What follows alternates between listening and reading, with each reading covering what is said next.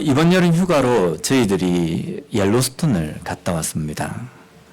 근데 저희 가족이 여기 미국에 와서 휴가 때 꼭 가보고 싶은 그 장소가 옐로스톤이 그 중에 아주 하나였거든요. 근데 7년을 벼르다가 이번에 간 겁니다. 왜냐하면 제가 가기 싫었기 때문입니다. 그 먼 거리를 운전을 해서 거기까지 가야 되는데 가가지고 기껏 보는 거는 그냥 온천밖에 없는 거예요. 뭐 거기 한국처럼 큰 온천 시설이 있어가지고 뭔가 좀 뭐 그런 게 있다면 모르지만은 그것도 없이 그냥 뽀글뽀글 올라오는 것만 보러 가기 위해서 약 10시간을 달려서 거기 간다는 것이 제가 내키지 않는 겁니다.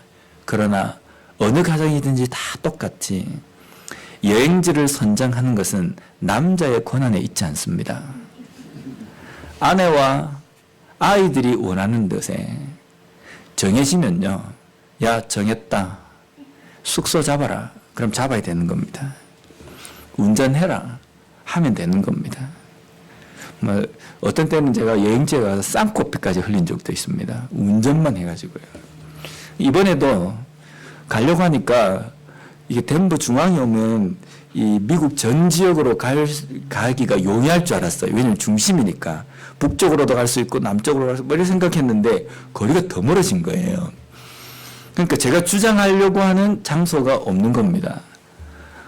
근데 제 아내가 옐로스톤 딱 이렇게 결제를 딱 정하니까 이제 그때부터 이제 추진이 되는 겁니다. 그래서 이제 차를 타고 10시간을 몰고 갔습니다. 갔는데 뭐 가기 전에 영상이나 또 그 사진으로 볼 때에는 옐로스톤이 별거 없는 것 같은 거예요. 저걸 보려고 10시간이나 운전을 해서 가야 되나. 그러면서도 그래도 뭐 휴가니까 논다는 생각에 이런 말하기 좀 그렇지만 새벽기도 설교 준비 안 해도 되고 그래서 이제 갔어요. 갔는데 우리가 흔히 옐로스톤 이러면 이제 머리에 떠오르는 게 있지 않습니까? 근데 직접 가보니까 사진과 영상으로 보는 것과 다른 겁니다. 그래서 사람들이 직접 여행을 가구나. 가는 동안에 무슨 생각이 계속 제 머릿속에 지배적이었냐면요.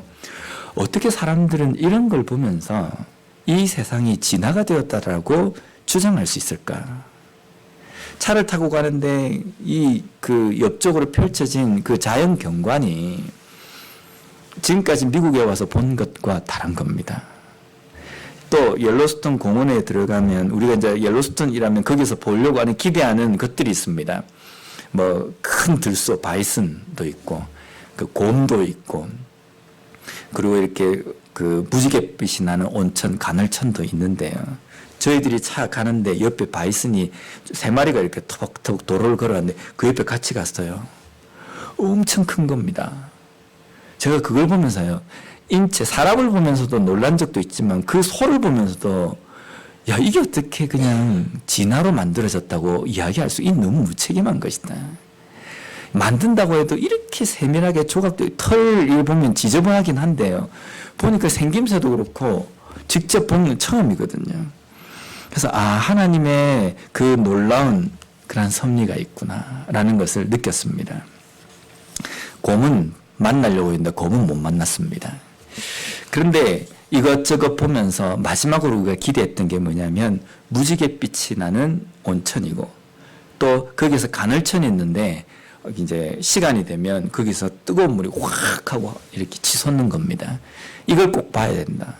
그래서 3일 동안 돌아다녔는데 못 보고 있다가 마지막 날 제일 남쪽에 올드 페이스풀이라는 간헐천이 있는데요.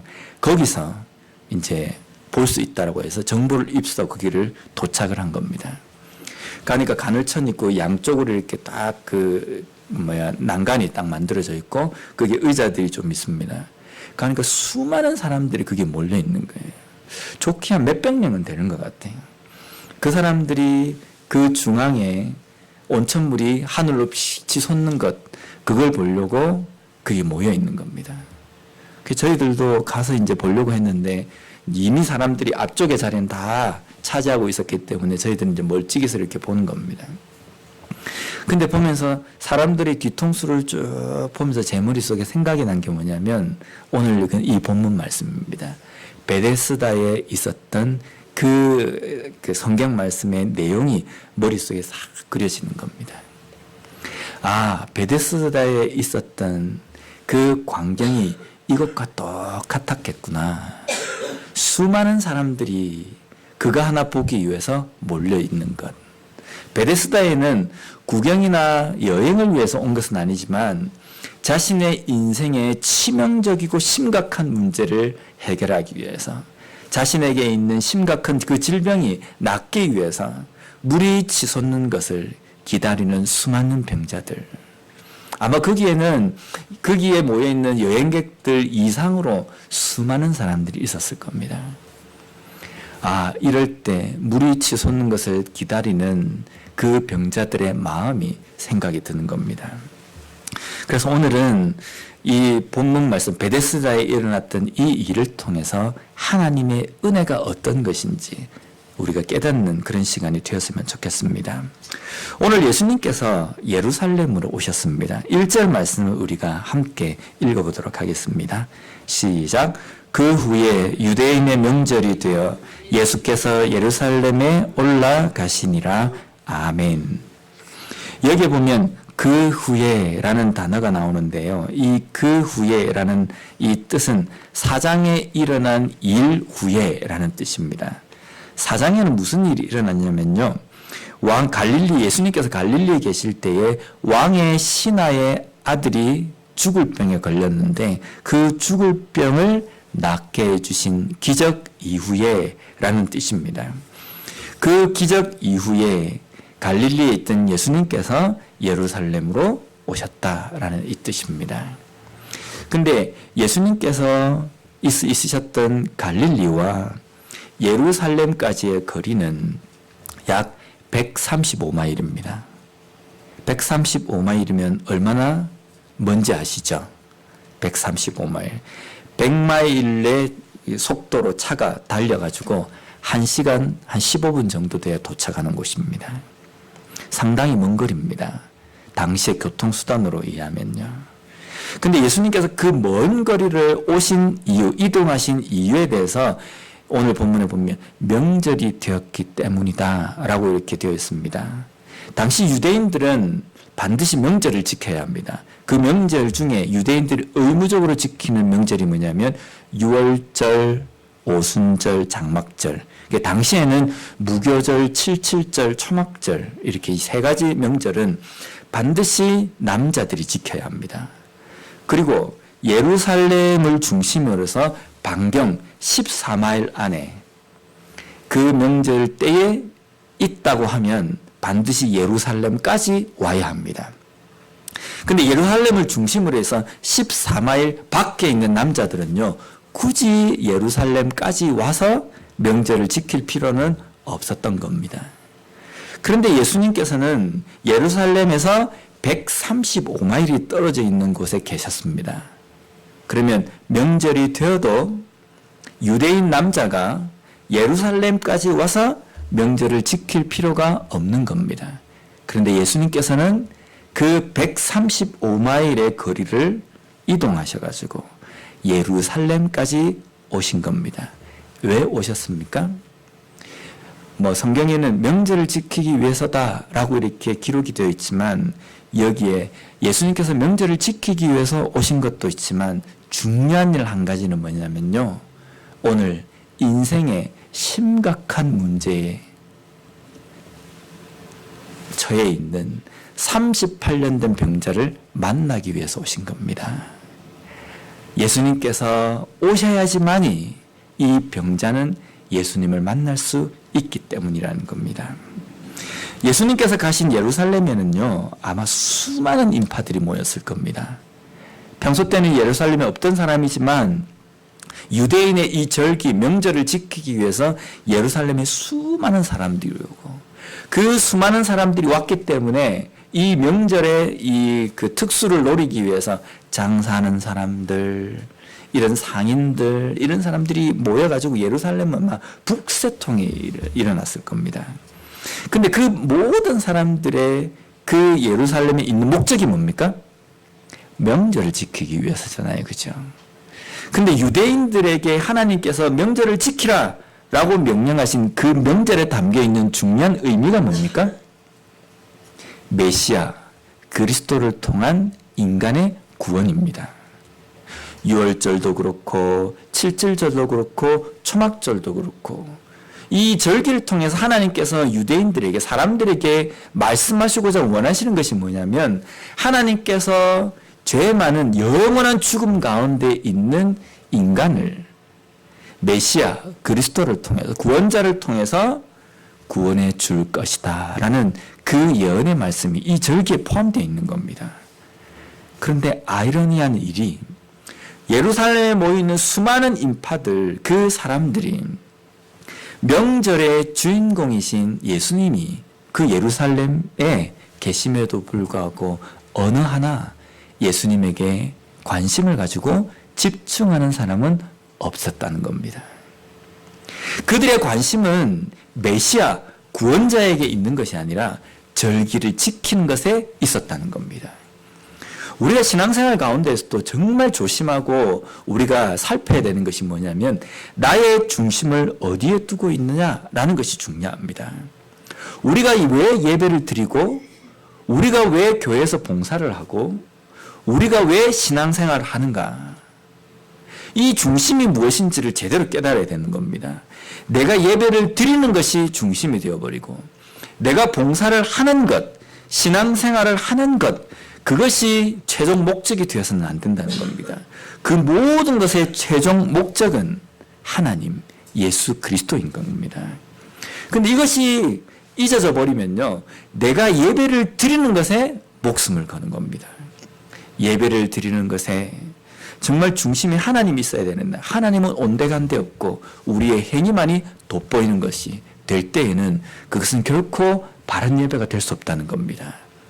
우리가 봉사하는 것이 돋보여버리면요, 그 봉사가 주를 위해서 하는 봉사가 되어야 되는데 주는 빠져버리고 봉사가 되어버리니까 예수 그리스도가 돋보이는 것이 아니라 봉사하는 나 자신이 돋보이고 봉사하는 결과물이 돋보인다는 겁니다. 우리의 인생도 마찬가지입니다. 우리의 삶의 목적이 어디에 있습니까? 내가 잘 사는 것에 있는 것이 아닙니다. 물론 우리가 이런 말을 하지만, 내 인생의 목적은 오직 하나님께 있다 라고 우리가 고백하지만, 살다 보면 우리가 고민하는 모든 것들이 보면 내 것에 있는 겁니다. 내가 어떻게 좀 잘 먹을 것인가, 내가 어떻게 잘 살 것인가, 여기에만 맞춰져 있는 거예요. 근데 우리가 100번, 1000번을 이야기해도 우리의 인생의 목적은 내가 어떻게 잘 사느냐, 이게 목적이 아니라는 겁니다. 내가 어떻게 다른 사람에게 좋은 평을 받을 것이냐, 이게 우리 인생의 목적이 아니라 내 삶을 통해서 철저하게 하나님이 어떻게 높임을 받으시는가, 하나님이 어떻게 영광을 받으시는가, 여기에 있다는 것을 우리는 절대로 잊어서는 안 된다는 겁니다. 예루살렘에 가신 예수님께서 가신 또 다른 곳은 바로 오늘 본문에 나와 있는 베데스다라는 연못입니다. 우리 2절 말씀을 우리 함께 읽어보도록 하겠습니다. 시작. 예루살렘에 있는 양문 곁에 유리발로 베데스다 연못이 있는데 거기 행각 5이 있고. 예. 예루살렘 성에는 그 성으로 들어가는 문들이 여러 개가 있습니다. 그 중에 오늘 본문에 보면 양문이라는 게 있는데, 양문이라는 것은 양의 문이라는 겁니다. 이게 양의 문인 이유는 뭐냐면 여기로 양이 통과했기 때문입니다. 양만 물론 통과한 게 사람도 통과했는데, 여기에 양이 통과하는 이유는 예루살렘 성 안에 있는 성전, 그 성전에 사용되어질 양을 이쪽으로 데리고 들어간 겁니다. 그리고 그 양문을 들어가자마자 그 한쪽에 뭐가 있냐면 연못이 하나 있습니다.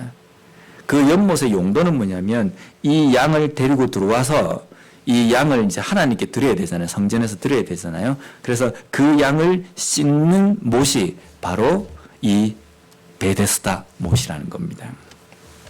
이 베데스다라는 뜻은요, 히브리어로 베트가 뭐냐면 집이라는 뜻입니다. 베들레헴이라고 할 때 그 앞에 있는 베트, 이게 이 베데스다 할 때 베트입니다. 집이라는 겁니다. 베들레헴의 뜻은 뭡니까? 떡집, 방앗간이라는 뜻이고, 이 베데스다라고 할 때 베트, 집이고, 그 뒤에 있는 세다라고 할 때 이건 헤세드라는 뜻인데요. 이 헤세드는 긍휼, 자비라는 뜻입니다. 그러면 이 두 가지가 합해져서 베데스다라는 뜻은 자비, 긍휼의 집이라는 뜻입니다.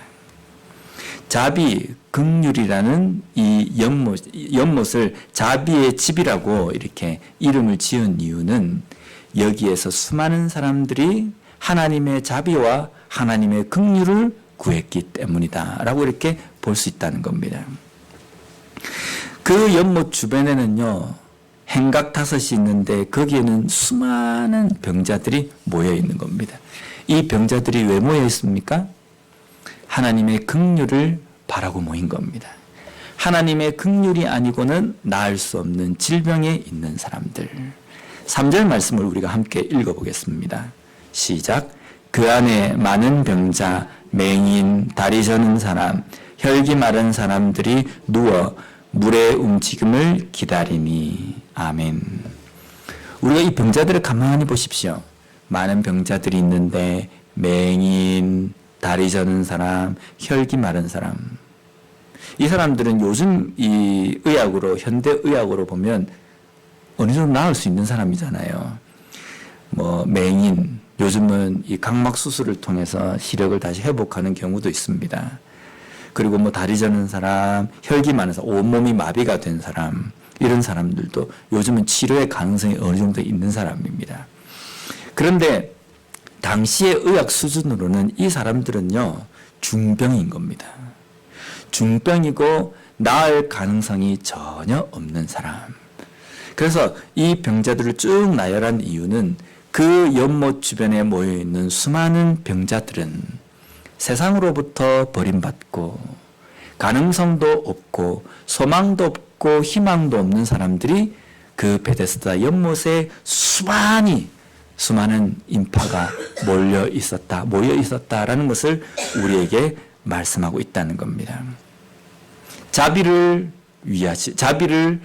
받기 위해서 모였지만 자비를 받지 못하고 있는 사람들이라는 뜻입니다.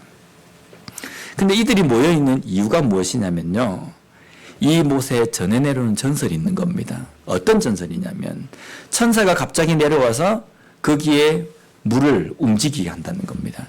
그럴 때 제일 먼저 들어가는 사람들은 어떤 질병에 걸려도 낫는다라는 전설이 있었기 때문입니다. 그런데 우리가 이 전설에 대해서 정말 이런 일이 있었느냐 없었느냐 여기에 대해서는 확인된 바가 없습니다. 그런데 당시 수많은 병자들이 거기에 모여 있다는 것은 아마 이런 일이 일어났을 것이다 라고 추정합니다. 또한 하나님께서 이 일을 하셨다고 한다면 못하실 일도 아니기 때문에 분명히 이 연못에 그 물이 동했을 때에 사람들이 낳은 어떤 사례가 있었기 때문에 수많은 사람들이 모였을 것이다 라는 겁니다. 그런데 4절 말씀을 우리가 한번 보면요, 함께 읽겠습니다. 시작. 이는 천사가 가끔 못에 내려와 물을 움직이게 하는데 움직인 후에 먼저 들어가는 자는 어떤 병에 걸렸든지 낫게 되밀어라. 아멘. 이 소문은 하루아침에 난 것이 아니라 오랜 시간이 지나면서 난 것일 겁니다. 그런데 우리가 이 말에 주목해야 될 것이 한 가지가 있습니다. 이 절의 말씀을 통해서 우리가 알 수 있는 것은 당시 유대인들의 신앙관입니다. 지금 이 말씀을 한번 보면요, 가끔 천사가 내려오고 물이 움직일 때 사람들이 들어가면 낫는다. 여기에 하나님이라는 존재가 없다는 겁니다. 유대인들의 생각 속에는 병자가 낫게 되는 것은 천사가 내려와서 물을 동하기 때문이라는 겁니다. 또 병자가 낫는 이유는 물이 동하기 때문이라는 겁니다. 적어도 하나님 중심적인 신앙을 가지고 있는 사람이라고 한다면요, 이 일에 대해서, 이 사건에 대해서 우리가 어떻게 설명해야 되냐면요, 하나님의 능력으로 말미암아 천사가 물을 동할 때 병자가 낫는다. 하나님께서 그들을 치유해 주셨기 때문에, 치료해 주셨기 때문에 낫는다. 이렇게 되어야 된다는 겁니다. 유대인들의 이런 생각 때문에 나중에 초대교회 시대 때에는요, 교회 안에 그리스도인임에도 불구하고, 교인들임에도 불구하고, 예수님을 믿는다라고 모인 사람들이 그 가운데임에도 불구하고, 그들 중에 어떤 사람이 있냐면요, 천사를 숭배하는 사람들까지 있었다는 겁니다. 주가 하나님이 되어야 되고, 주가 예수님이 되어야 하는데, 예수님은 뒷전으로 물러나 버리고, 천사가 중심에 있고, 물이 중심에 있는 것, 그게 그 당시에 유대인들의 신앙관이었습니다. 오늘 우리의 신앙은 어떻습니까? 우리의 삶에 어떤 일이 일어났다, 무슨 문제가 해결이 되었다 라고 할 때 철저하게 하나님께서 하셨다라는 고백을 우리가 해야 하는데, 만약에 그것이 다른 것에 있다라고 우리가 생각되어지고 거기에 마음이 쏠려버린다고 한다면요, 이것은 주객이 전도된 잘못된 신앙으로 살아가는 것과 똑같다는 겁니다. 우리가 때때로 우리가 기도해서 어떤 응답을 받고, 또 나에게 하나님께서 어떤 은사를 주셔가지고 내가 어떤 능력을 행한다 라고 이야기할 때 정말 조심해야 될 게 무엇이냐면요, 내가 매개체이고 내가 도구임에도 불구하고 도구인 내가 자랑거리가 되고 매개체인 내가 자랑거리가 되어버린다는 겁니다. 뭐 좀 잘 되고 이러면 내가 잘나서, 내가 똑똑해서, 내가 수고했기 때문에, 내가 이 정도 정성을 들였기 때문에 잘했다라고 금방 교만해져 버린다는 겁니다. 이것은요, 하나님의 뜻이 아니라 사탄이 좋아하는 겁니다. 어떻게 해서든지 우리 그리스도인의 생각 속에서, 사고방식 속에서 하나님 중심적인 것들을 다 몰아내려고 하는 겁니다. 그래서 어떻게 하면 하나님 외의 것들이 내 중심에 되는가, 이것이 사탄이 끊임없이 고민하고 우리를 공격하는 겁니다. 우리의 인생을 가만히 보십시오. 우리가 그리스도인임에도 불구하고 우리가 하나님을 잊은 건 아닙니다. 예수 그리스도를 잊은 건 아닙니다. 그런데 우리의 생각 중심 속에 무엇이 있냐면요, 내가 건강해야 잘 살 수 있어, 내가 건강해야 삶을 살아갈 수 있을 것 같고, 내가 그래도 돈이 좀 있어야 살아갈 수 있을 것 같고, 내가 이 땅에서 어떤 성공이 되어야지만이 내가 사람다운 삶을 살 수 있다는 생각이 우리 속에 뭐 절반 그 이상이 되지 않습니까? 근데 하나님 중심이라고 한다면요, 내가 어떤 모습이냐, 어떤 상태냐, 이것이 중요한 것이 아니라 하나님이 나와 함께 하신다라는 그것만을 가지고 하나님께서 나에게 어떤 일을 맡기시려고 하는가, 하나님께서 나를 어떤 분야의 도구로 사용하시고자 원하시는가, 이것만을 우리가 생각해야 하는데, 우리는 자꾸만 내가 어떤 훌륭한 도구가 되어 있는가, 내가 얼마나 좋은 상태가 되어 있는가, 이것만을 자꾸만 생각하고 고민한다는 겁니다. 당시 유대인들이 가지고 있던 잘못된 신앙관과 그렇게 다를 바가 없다는 겁니다. 이 행동 하나만 봐도 당시 유대인들의 영적인 상태를 우리는 알 수 있습니다. 이러한 상태로, 이러한 신앙으로 살았기 때문에 예루살렘에 명절을 지키기 위해서 하나님께서 말씀하신 그 구원, 그 예언을 지키기 위해서 모여 있지만, 그 예루살렘에 예수님께서 왔다 갔다, 자기들 눈앞에 왔다 갔다 하시고 수많은 기적을 베푸셨음에도 불구하고 아무도 예수님을 알아보지 못한다는 겁니다. 왜냐하면 중심이 하나님께 맞춰져 있지 않기 때문이라는 겁니다. 수많은 병자들은 자신의 필요를 해결하기 위해서 이 못을 찾은 겁니다. 그런데 거기에 모여있는 사람들에게는 언제 일어날지도 모르는 기적을 하염없이 기다려야 되고, 누가 이 연못에서 나았는지도 정확하게 모르는 겁니다. 김아무개가 나왔는지 박아무개가 병에서 나왔는지 그것도 모르고 그냥 그런 소문이 있다는 것 때문에 거기에 지금 하염없이 기다리는 겁니다. 이번에 옐로스톤에 갔을 때 그 간헐천 옆에 그 기념품을 파는 가게가 있습니다.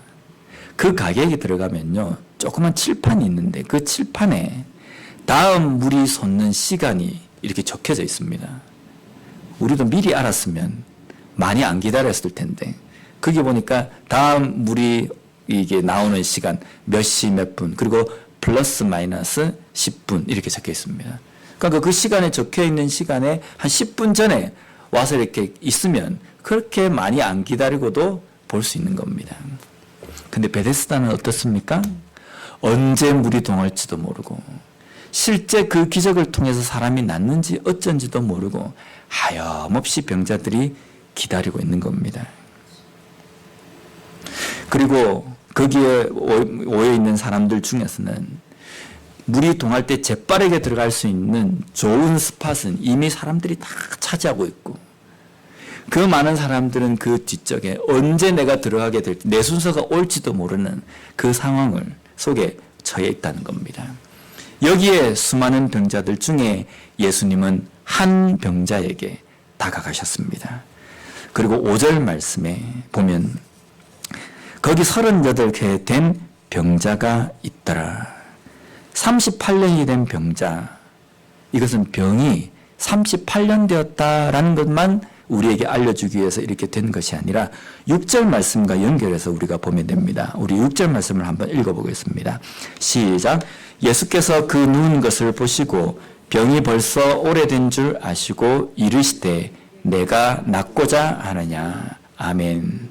여기 보면 누운 것, 병이 벌써 오래되었다 이 두 문장과 38년이 되었다라는 이것과 함께 종합해서 보면요. 혼자 움직일 수 없을 정도로 중한 병에 걸린 38년 된 오랫동안 거기에 사로잡혀 있던 가능성이 없는 병자다라는 것을 우리에게 말씀해 주시는 겁니다. 요즘 보면은 우리 성도님들 이야기하다 보면 허리 아프신 분이 많으세요. 이게 허리도 이렇게 전염이 되는지 저도 이게 대학 때부터 허리가 좀 안 좋았어요. 왜냐하면 이게 운동을 좀 오래 하면서 운동하면서 좀 이렇게 무리하게 써가지고요. 그때는 별로 안 심각했거든요. 근데 요즘은 몸무게가 좀 늘고 이러니까 자주 아파요. 이 아픈 게, 저 허리 아픈 거 얼마 정도 아픈지 조금 공감합니다. 어떤 때는 그냥 조금 의리하다 생각하지만 어떤 때는 짜증이 날 정도로, 근데 짜증이 나는데 어떻게 할 수가 없는 거예요. 뭐 근육이 아프면 좀 주무르면 되는데 이거는요, 이게 뼈를 어떻게 이거 뭐 끄집어내 가지고 뭐 이렇게 맞춰야 될 정도로 뭔가 이게 가려운 것도 아니면서 아프면서도 이거 어떻게 할 수 없는. 그런데 38년 동안 어떻게 보면 평생일지도 모릅니다. 평생 동안 한 질병에 사로잡혀 있었다라고 할 때 이 병자의 마음 상태는 어떻겠습니까? 그런데 이 병자에게 예수님께서 뭐라고 물으시냐면요. 너가 낫고자 하느냐라고 물으십니다. 이게 헬라어로는요. 델레이스 휘기에스 게네스타이. 이것은 뭐냐면요. 너는 정말 나으려고 하는 의지가 있기는 한 거냐라고 물으시는 겁니다. 여기 보면 델레이스라고 되어 있는 이 델레라는 이 단어는요. 2인칭 단수로서 너희들이라는 뜻이 아니라 너라는 겁니다. 단수입니다. 우리가 you 이러면 너도 있고 너희들도 있지 않습니까? 근데 이게 델레라는 이 인칭 대명사는요. 너 한 사람입니다. 지금 예수님께서는 거기 베데스다의 주변에 모여있는 수많은 병자들에게 너희들이라고 묻는 것이 아니라 지금 38년 평생을 한 질병으로 고통을 당하고 이제는 희망조차도 없다라고 생각하는 그 병자 너에게 묻는 겁니다. 그 병자에게 뭐라고 물으시냐면 게데스다이 원하느냐? 갈망하느냐? 라고 물으십니다. 지금 예수님은 이 병자의 의지를 물으시는 겁니다. 너는 어떤 의지를 가지고 지금 여기에 있는 것이냐? 라고 물으시는 겁니다. 낫고 싶느냐? 라고 묻는다고 한다면 병자가 예, 낫고 싶습니다. 라는 것이 답이 되어야 되지 않습니까? 근데 38년 된 병자의 답은 다릅니다. 7절 말씀을 보면요. 우리가 함께 읽겠습니다. 시작. 병자가 대답하되 주여 물이 움직일 때에 나를 못에 넣어주는 사람이 없어 내가 가는 동안에 다른 사람이 먼저 내려가나이다. 아멘. 이 무슨 뜻입니까? 첫 번째는 나를 못에 넣어주는 사람이 없습니다. 두 번째는요. 이미 다른 사람들이 나보다 더 빨리 가버립니다. 이 대답 속에는요. 나는 정말 낫고자 하는 열망이 있습니다. 의지가 있습니다. 라는 이 말이 담겨 있지 않아요. 이미 38년 된 병자의 삶 속에서는요. 나는 끝났다. 내 인생에 소망은 없다. 그러나 내가 이 베데스다에 있는 이유는 그냥 있는 것이다. 라는 겁니다. TV에 한 연예인이라고 방송인이 뭐라 그랬냐면요. 당신은 왜 삽니까? 라고 물어보니까 그런 대답을 한 거예요. 나는 태어난 김에 삽니다. 이 말을 그 주변에 사람이 막 들으면서 막 웃어요.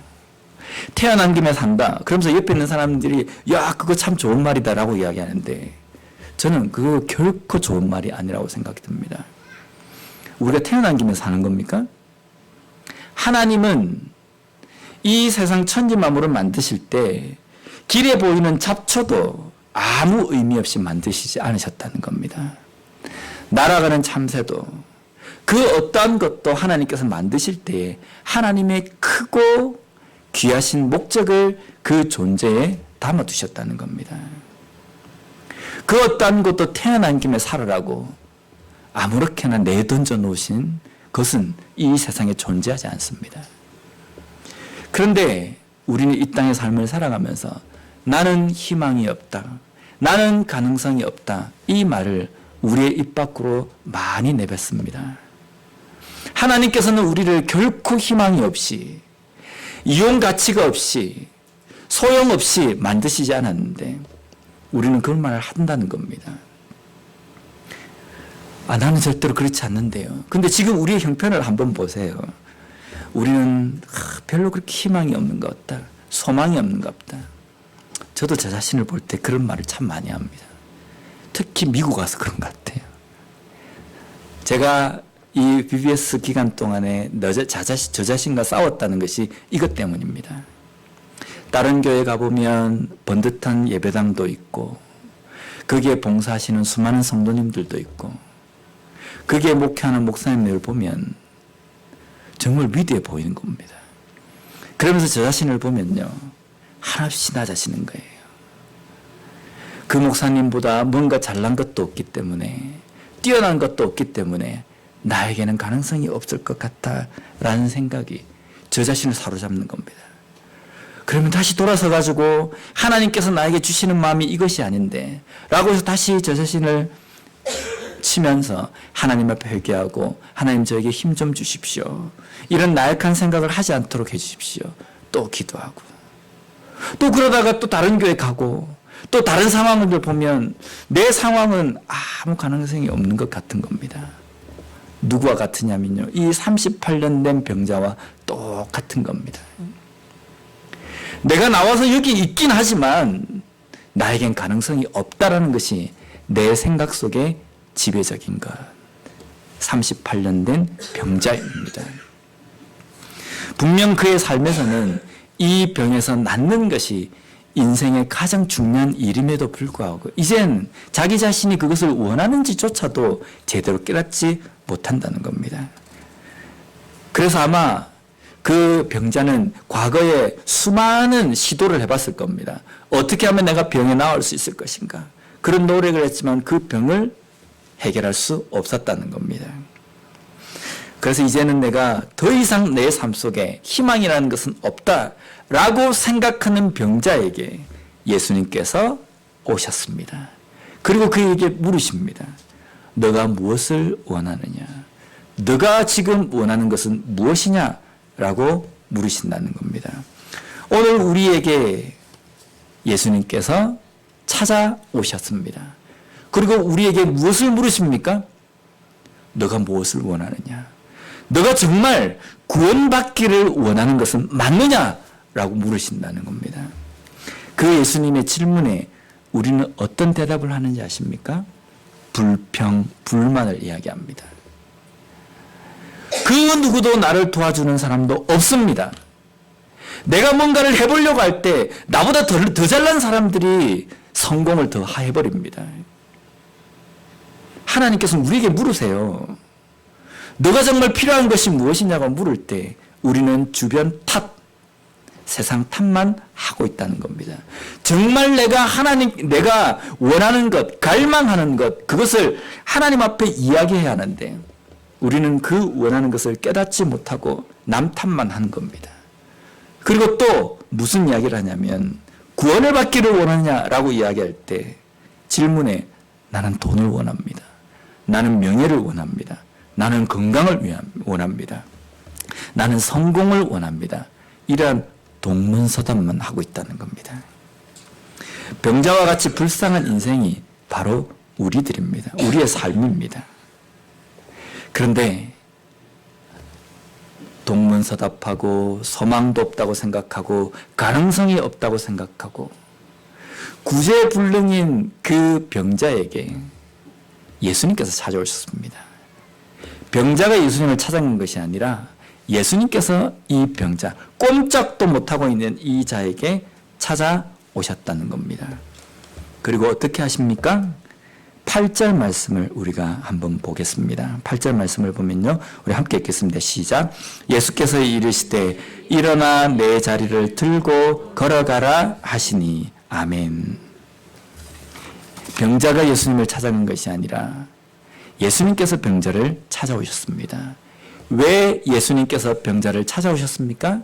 병자는 연못도 자기 스스로 갈 수 없을 정도로 중한 상태이고 그런 사람이 어떻게 예수님을 찾아갈 수 있겠습니까? 또한 자기에게 있는 심각한 상태가 어떤지를 제대로 깨닫지 못하고 있는 존재였기 때문에 아무런 희망도 없고 소망도 없이 그냥 누워 있을 수밖에 없는 그 병자이기 때문에 주님이 찾아오지 않으면 주님을 만날 수 없는 존재이기 때문에 예수님께서 100마일 이상이나 떨어져 있는 그곳에서 친히 이 병자를 만나기 위해서 찾아오셨다는 겁니다. 이것이 은혜입니다. 예수님께서 인간의 몸을 입고 이 땅에 오신 것은요, 그렇게 오시지 않으면 우리가 절대로 예수님을 만날 수 없기 때문입니다. 그렇게 예수님께서 오시지 않으면 우리 인생에 무엇이 큰 문제인지 깨닫지 못하는 상태에 그냥 철퍼덕하고 주저앉아 있는 존재일 수밖에 없기 때문에 하나님께서 친히 육신의 몸을 입고 이 땅에 오실 수밖에 없었던 겁니다. 그렇게 찾아오셔서 우리에게 물으십니다. 너는 무엇을 원하느냐? 우리의 대답은 어떻게 돼야 됩니까? 구원받기를 원합니다. 내 인생에는 예수님 한 분만으로 만족합니다. 이 대답을 해야 합니다. 그런데 우리는 너 무엇을 원하니? 라고 물을 때 우리의 대답은요, 너무 많이 다른 대답을 하고 있다는 겁니다. 돈이 필요해요. 성공이 필요해요. 명예가 필요해요. 이름이 세상 가운데 좀 났으면 좋겠습니다. 이런 대답을 하고 있다는 겁니다. 예수님을 만난 우리들의 입에서 나올 대답은 이거여야 합니다. 구원받기를 원합니다.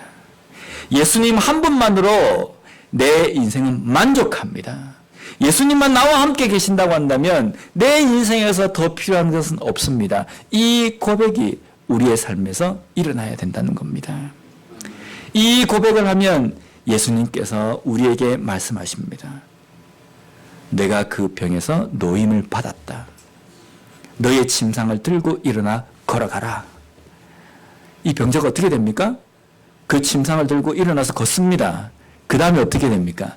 더 이상 자기의 힘과 자기의 능력으로 언제 일어날지도 모르는 그 기적을 기다리면서 절망 가운데 있을 필요가 없다는 겁니다.